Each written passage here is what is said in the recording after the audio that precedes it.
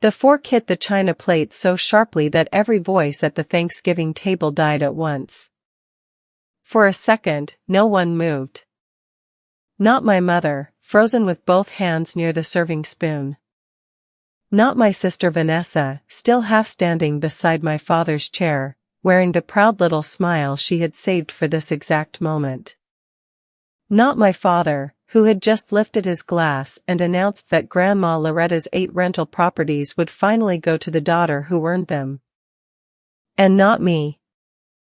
I sat near the far end of the table, where I had always sat, with a paper napkin on my lap and a folder inside my bag that no one in that house knew existed. Vanessa looked at me across the candles. She had been waiting years to say it in front of everyone. "Reagan," she said, "sweet enough for the room and sharp enough for me, Mom and Dad agree. I'll take over Grandma's rentals in January. Honestly, you never deserved them anyway."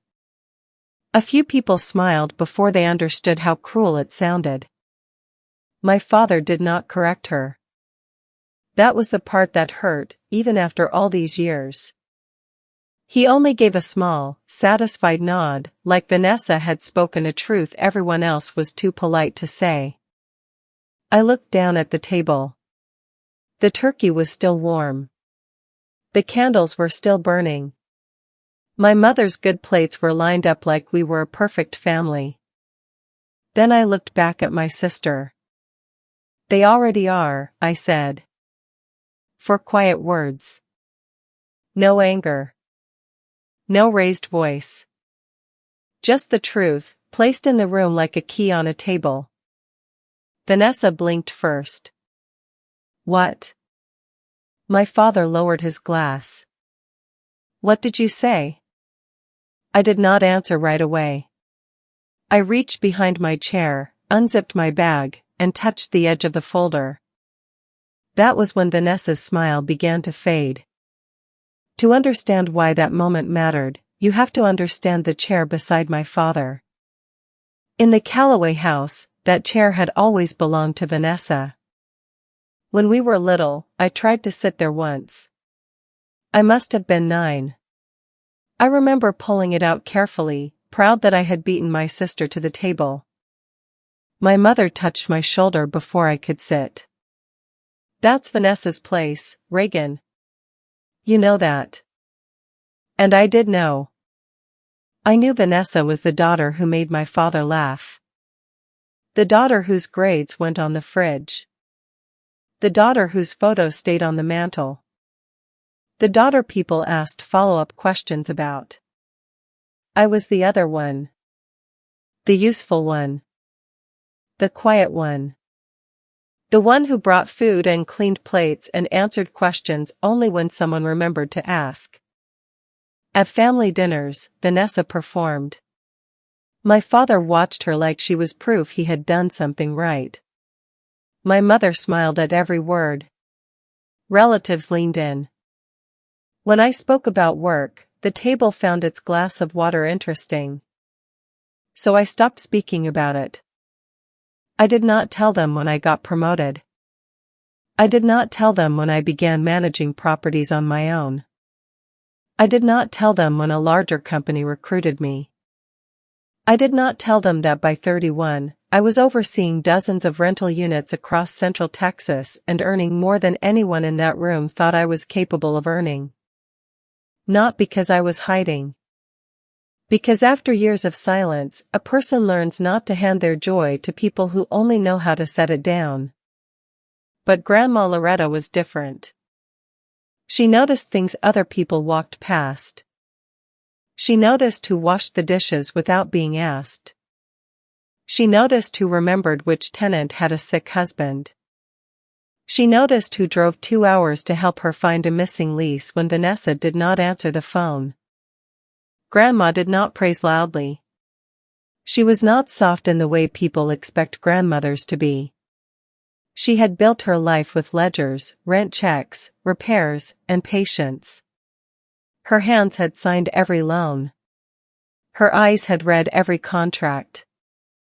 She owned 8 small rental properties in San Antonio, not because someone gave them to her, but because she bought one, then protected it, then bought another.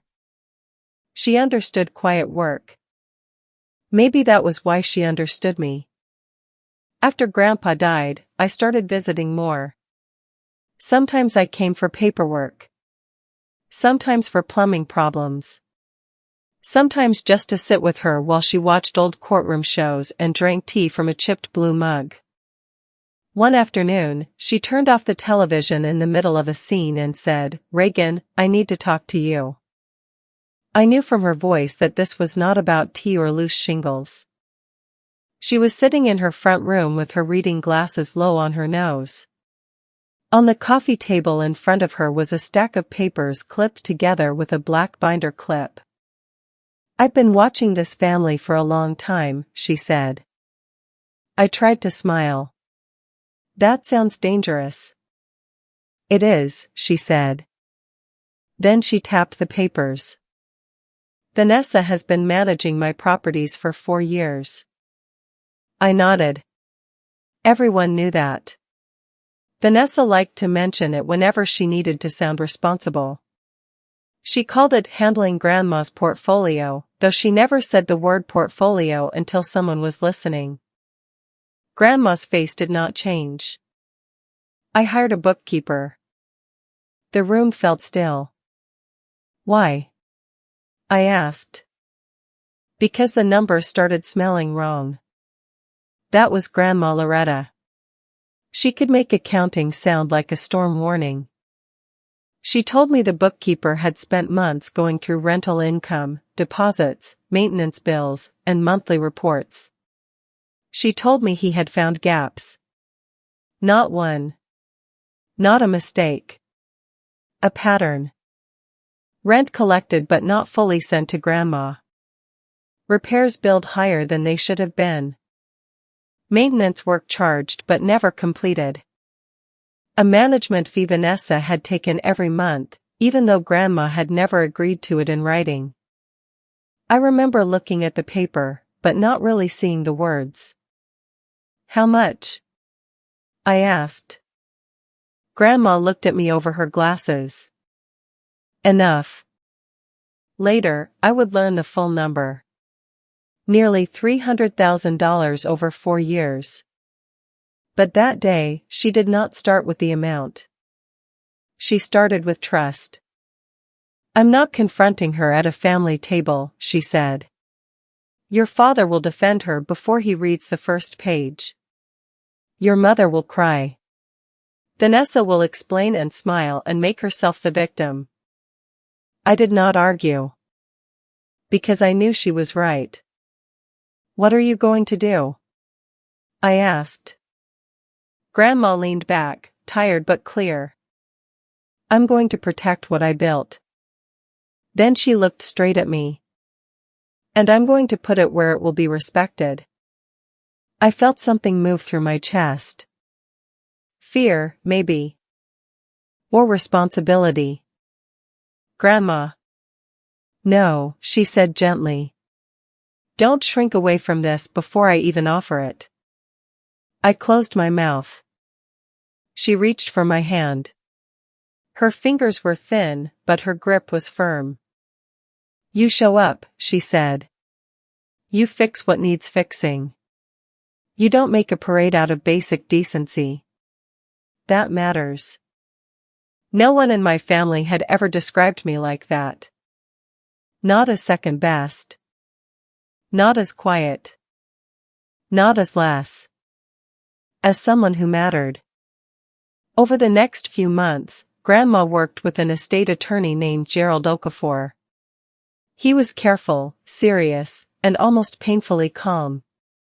He explained things in plain sentences and never promised what he could not protect. There were deeds. There was a trust. There were signatures. There were filing numbers. I did not ask Grandma to do any of it. More than once, I told her she should think about it longer. Each time, she said the same thing. "I already have." The last deed was recorded in January 2021.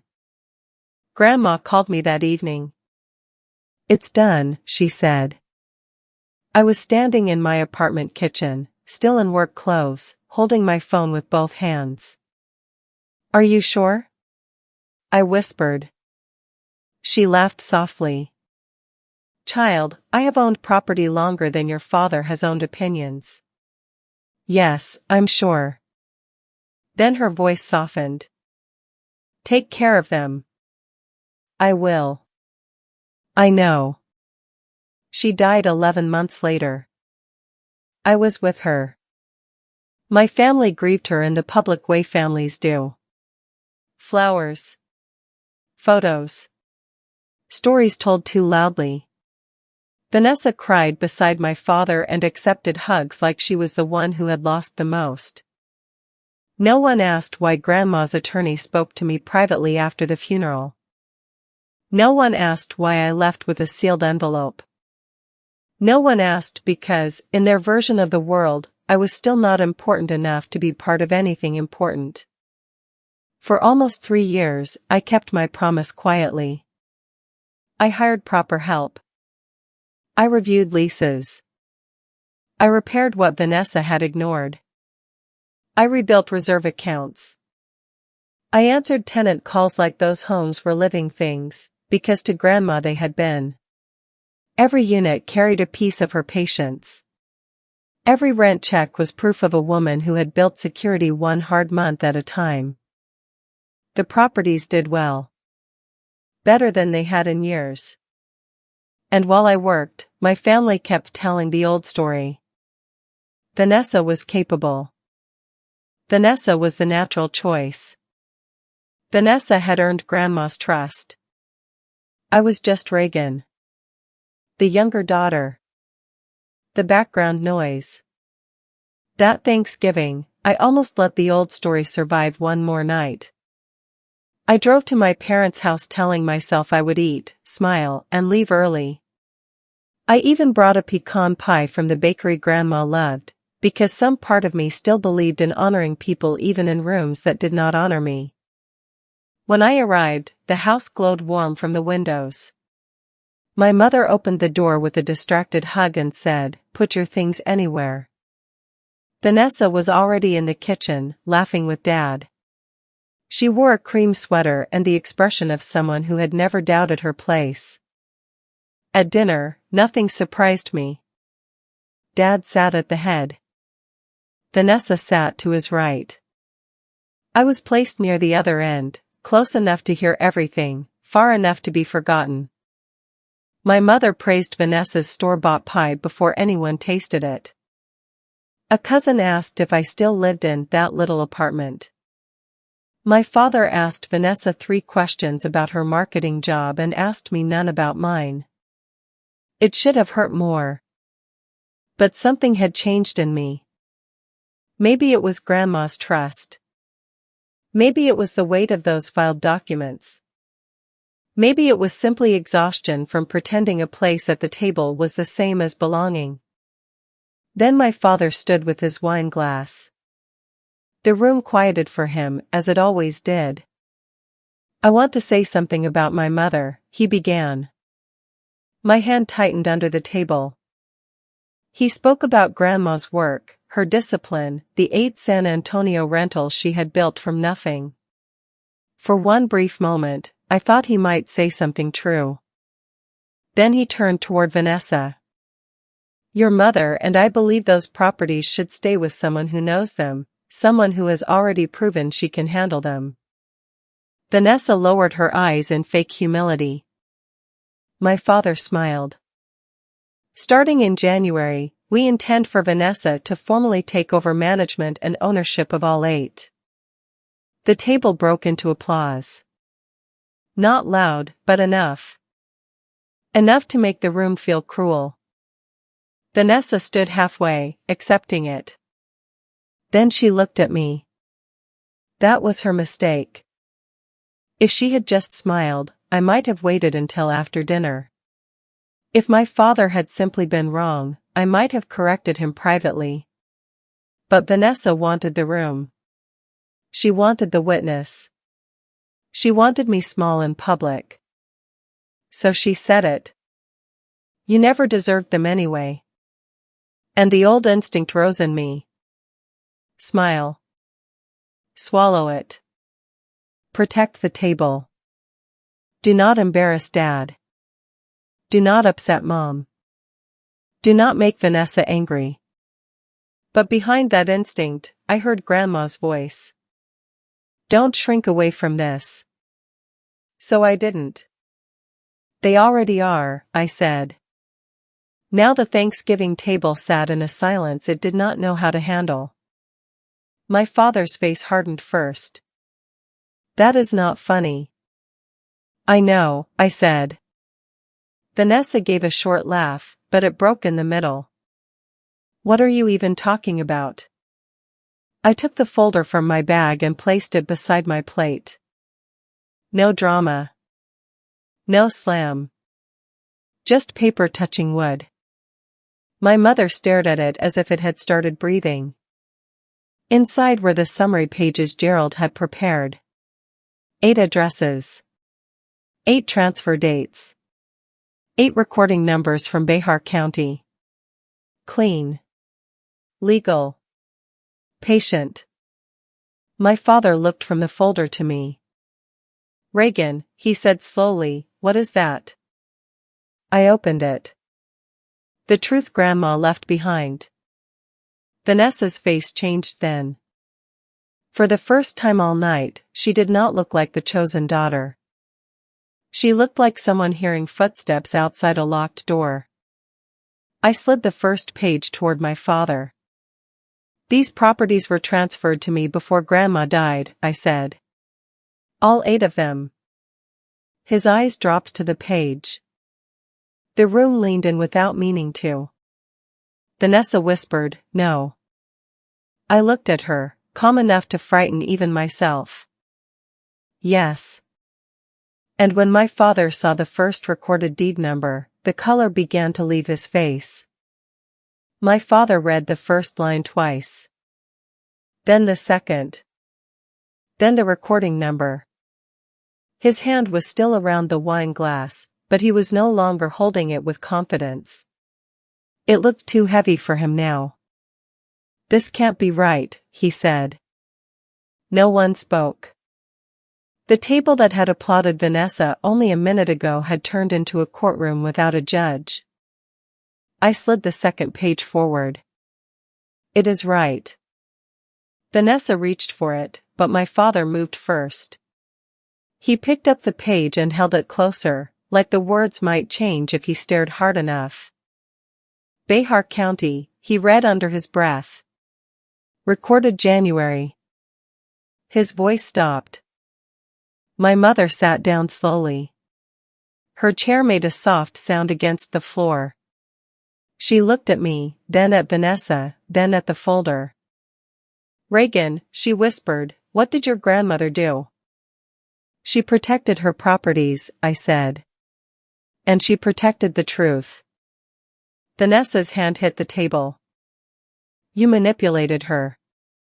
There it was. Not surprise. Not confusion. Defense. You waited until she was old and sick and then you got her to sign things she didn't understand. I looked at her for a long second. Grandma Loretta had balanced her own books until the last year of her life. She could read a lease faster than most agents. She remembered tenant names, renewal dates, repair costs, tax deadlines, and which contractor overcharged her in 1998. But Vanessa needed her to be weak. That was the only way her story could survive. She understood everything, I said.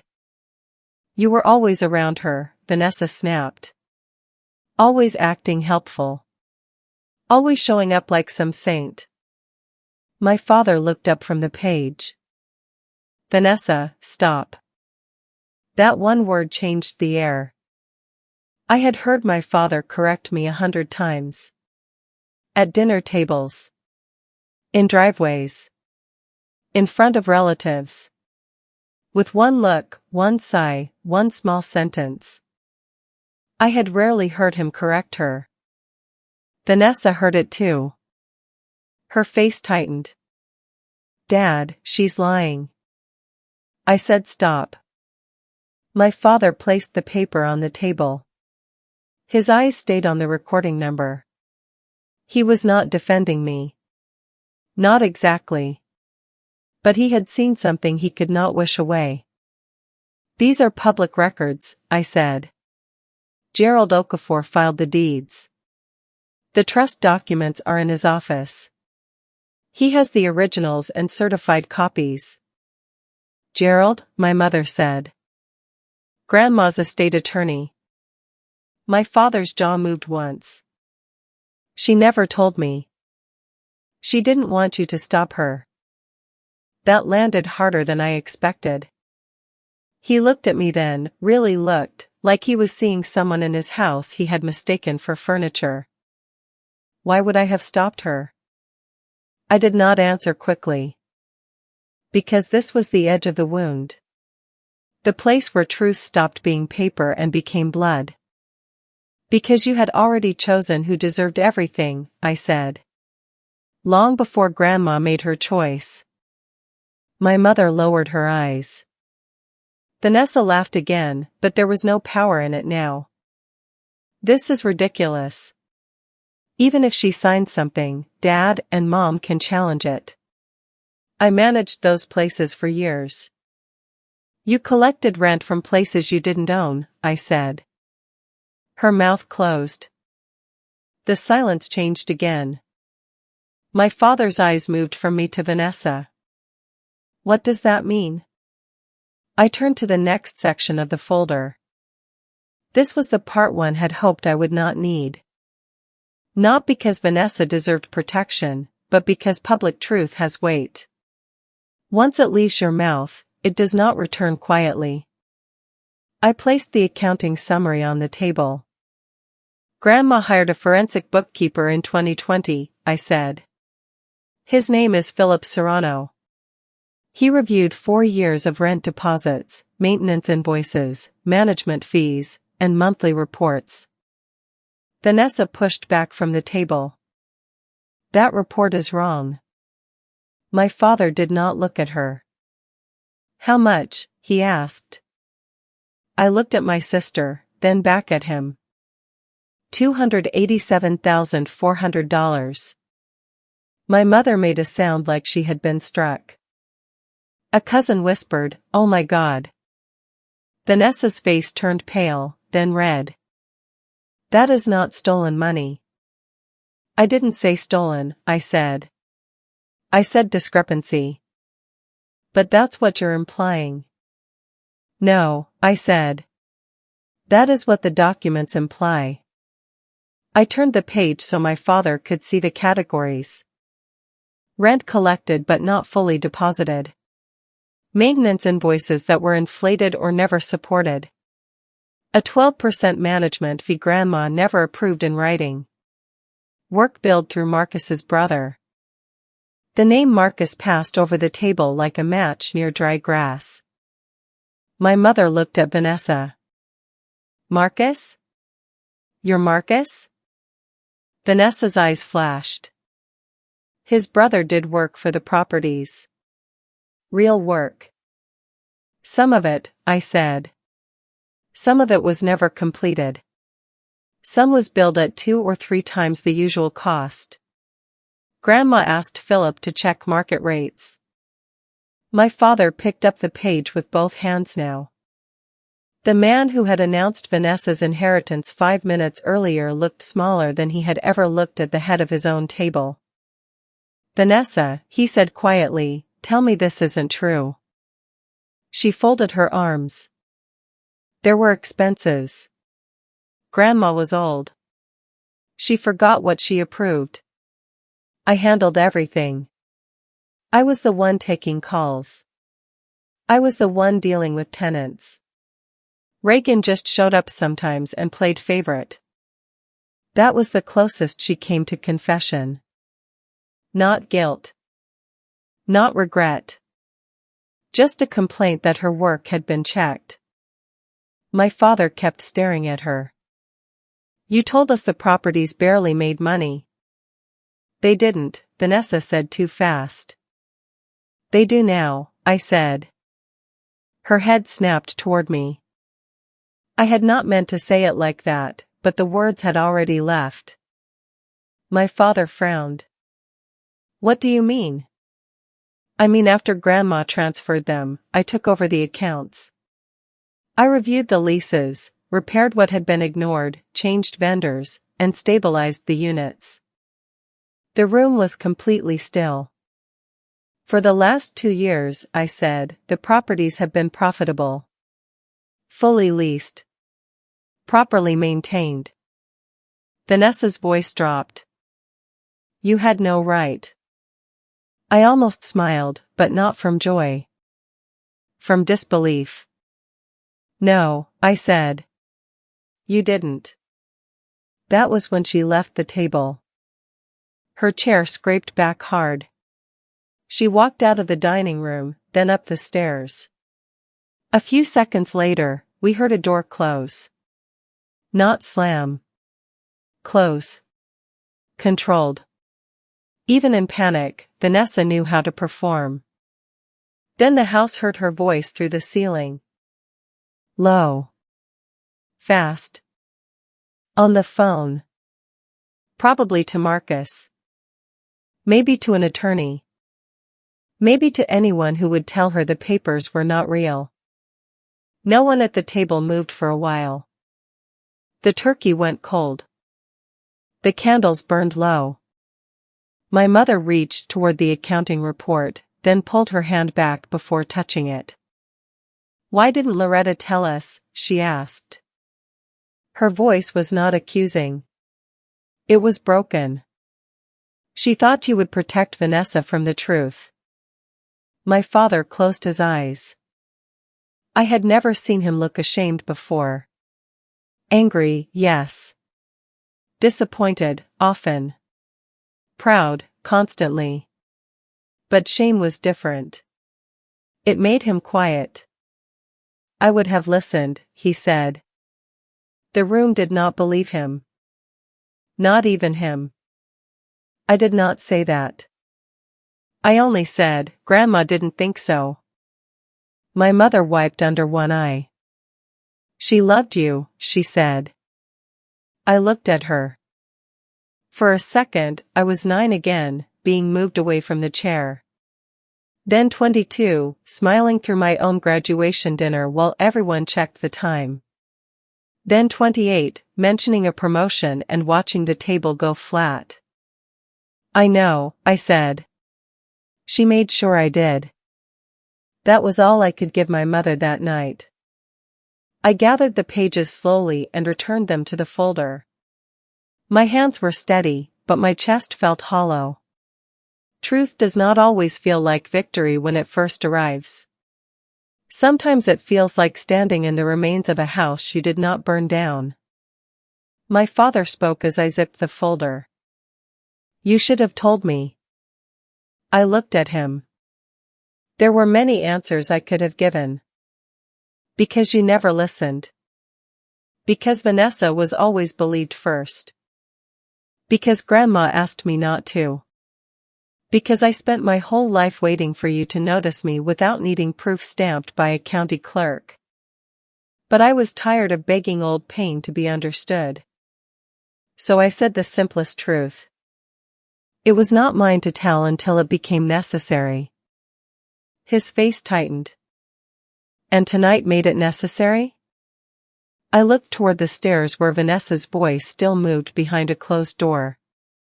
You stood in front of this family and gave away something you did not own to someone Grandma no longer trusted. The words did not come out loud. They did not need to. My father leaned back as if they had weight. My mother whispered, David. He did not answer her. I picked up my bag and walked into the kitchen. The pecan pie sat on the counter, half cut, its edges broken from a knife pulled through too quickly. Grandma would have hated that. She believed pie deserved patience. I was closing the lid over it when Vanessa came in. Her face had been rebuilt. That was the only way to describe it. The panic had been covered with powder, pride, and a hard little smile. "We need to talk," she said. "No," I said. "You need to talk to a lawyer." Her eyes narrowed. "You have no idea what you've done." "I know exactly what I've done. You embarrassed me." That almost made me laugh. Not because it was funny. Because after everything, that was the wound she could name. Her embarrassment. Not Grandma's trust. Not the missing money. Not years of lying. Just the fact that people had seen it.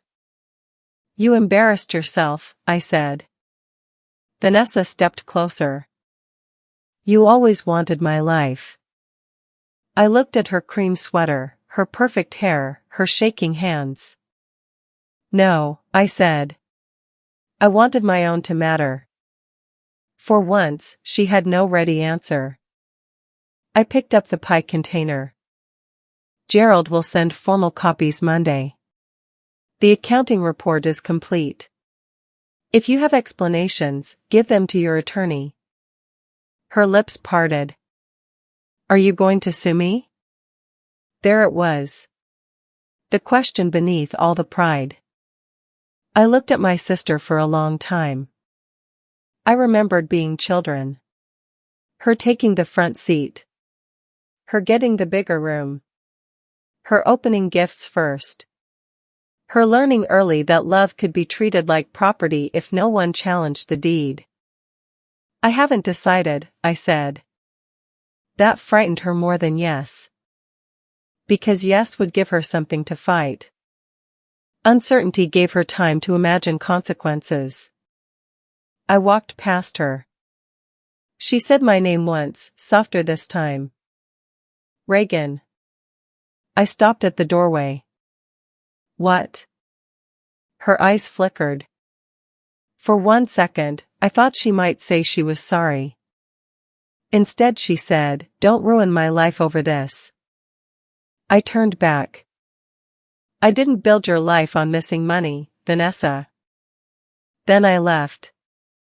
The formal letter arrived the following Monday. Gerald sent it to my parents and Vanessa's attorney. It confirmed what had already been recorded: 8 properties transferred legally before Grandma died, the trust properly created, the deeds properly filed, the ownership clear. He attached the accounting report. All 41 pages. My father called me the next evening. I almost did not answer.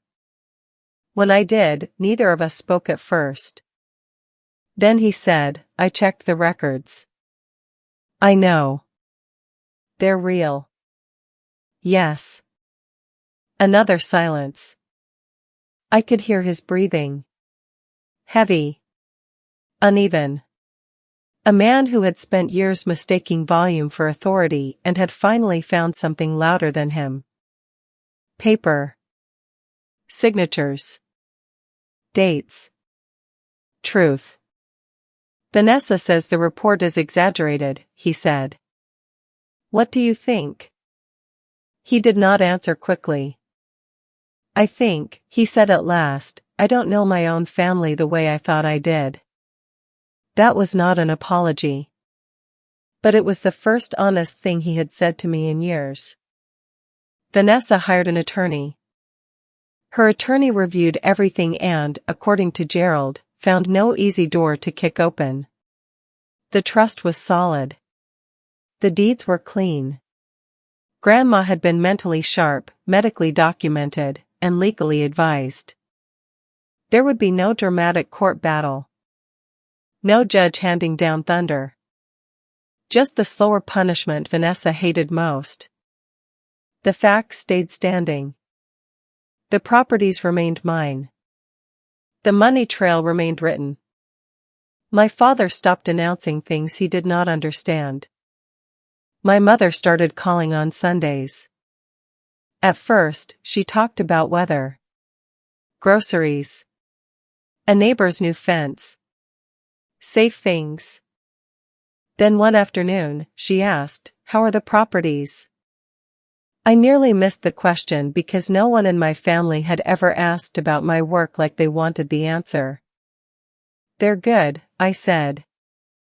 And then I told her about the duplex plumbing I fixed in the first week. About the tenant on Fredericksburg Road who had paid early for 11 years. About the almost park unit Grandma had loved because the porch caught morning light. About repairs done properly, rents tracked honestly, and reserve accounts rebuilt. My mother stayed quiet until I finished. Then she said, "Your grandmother would have liked that." I looked out my apartment window. My throat tightened, but my voice stayed steady. She taught me. My father took longer. He did not suddenly become soft. Men like him do not rewrite themselves in one phone call. But something in him had cracked. A month after Thanksgiving, he asked about my job. Not in passing. Not as a polite bridge to Vanessa. He asked what I actually did. So I told him. I told him about managing teams, tenant issues, budgets, vendor contracts, and the kind of decisions that never look impressive at a dinner table but keep buildings standing. For once, he did not interrupt. When I finished, he said, "I didn't know all that." I almost said, "You never asked." Instead I said, "I know. Some truths are sharper when left simple." Vanessa and I did not speak again. I heard pieces through my mother. Marcus disappeared from the family conversation. Vanessa left her marketing job for something smaller. She told people she had been betrayed by a greedy relative. Some believed her. Most stopped asking once numbers came up. That was consequence too. Not everyone needs to be dragged into court to lose. Sometimes karma is a room going silent when you start your old performance and realize the audience remembers the documents. I did not celebrate her fall. That surprised people, I think. They expected me to enjoy it. To become loud. To demand apologies in every room where I had once been dismissed. But Grandma had not trusted me with 8 properties so I could become another careless person at the head of a table. She trusted me to build. So I built. I kept the rentals clean. I treated tenants fairly. I kept records so clear that no one would ever have to wonder what happened to $1. I framed one thing from Grandma's papers and placed it in my office. Not a deed. Not a check. Not a legal page. A small note she had written on the back of an envelope. "Reagan shows up." That was all. 3 words. But some inheritances are not made of land. Some are made of being seen once by the right person, clearly enough that you stop begging the wrong people to see you too. The next Thanksgiving, I did not go to my parents' house. I made dinner in my own apartment. Nothing fancy. Roasted chicken, green beans, and a pecan pie that I cut carefully because Grandma would have noticed. My mother called before dinner. My father came on the line after her. He sounded uncomfortable, like the phone itself was heavy. "Happy Thanksgiving," he said. "Happy Thanksgiving." A pause. Then he said, "Your grandmother chose well." I closed my eyes. It was still not everything. It did not erase the chair beside him, or the years of being treated like background, or the applause that rose for Vanessa before truth knocked it down. But it was something. And this time I let something be enough. After the call, I sat at my small table and ate slowly. No one praised the wrong pie. No one gave away what they did not own. No one asked me to shrink so someone else could shine. Grandma Loretta's properties were still standing across San Antonio, warm with lights in the windows, families inside, rent ledgers clean, repairs done, doors locked safely for the night. She had built them with patience. Vanessa had treated them like a shortcut. My father had treated them like a prize to hand his favorite child. But Grandma knew better. She knew the difference between looking capable and being trustworthy. She knew quiet work when she saw it. And when the time came, she did not shout. She signed. That was the lesson she left me. Truth does not need to perform. It does not need the best seat at the table. It does not need applause from people who only clap for power when it wears the face they prefer. Truth can sit quietly for years inside a folder. It can wait through insults, false toasts, fake smiles, and family stories built on favoritism. Then, when the room finally makes its mistake, truth can open with one page, one date, one recorded number. And everyone who laughed too early has to learn the same thing. The quiet one was never empty. She was only waiting for the right moment to stop being small.